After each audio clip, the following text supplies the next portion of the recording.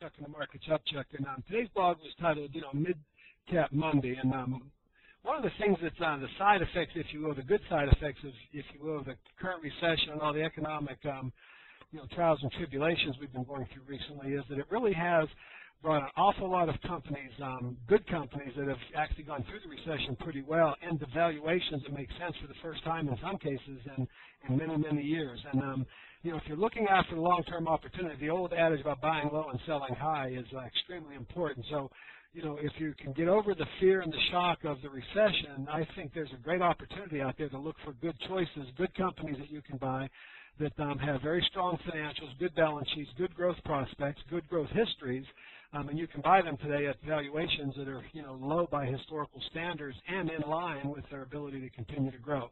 So I'm going to show three choices today in the mid-cap arena. I'm going to start with Patterson Dental.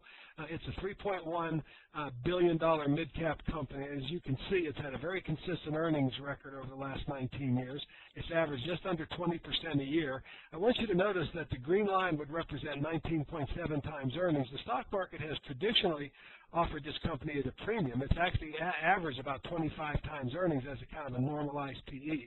You can currently buy it at under 15 times earnings. I do want you to notice how it got so overpriced up here, but what I think is most important here is they've really gone through the recession with extremely sound operating results. 30% debt is very, very manageable. The company generates good cash flows. They operate in three segments. They're a dental supply company, a veterinary supply company, and a rehabilitation supply company. So I think demographically they're well positioned.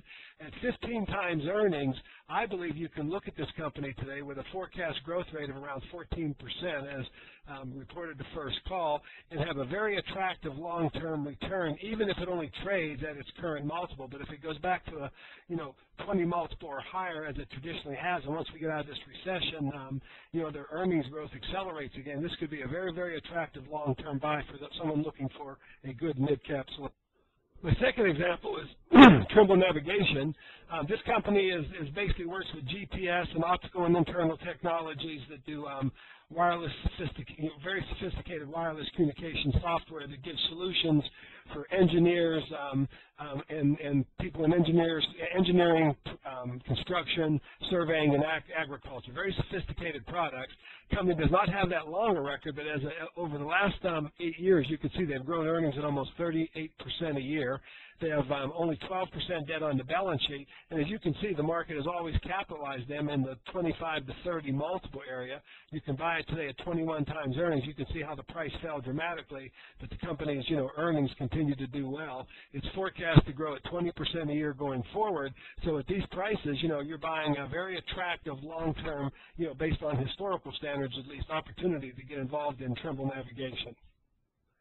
And my final example is Jack Henry, and I believe it's a very interesting picture and a very interesting story. And I want to point out how important I believe this fundamental research analyzer tool that I've licensed here and how important it is in terms of being able to know so much about a company just at a glance.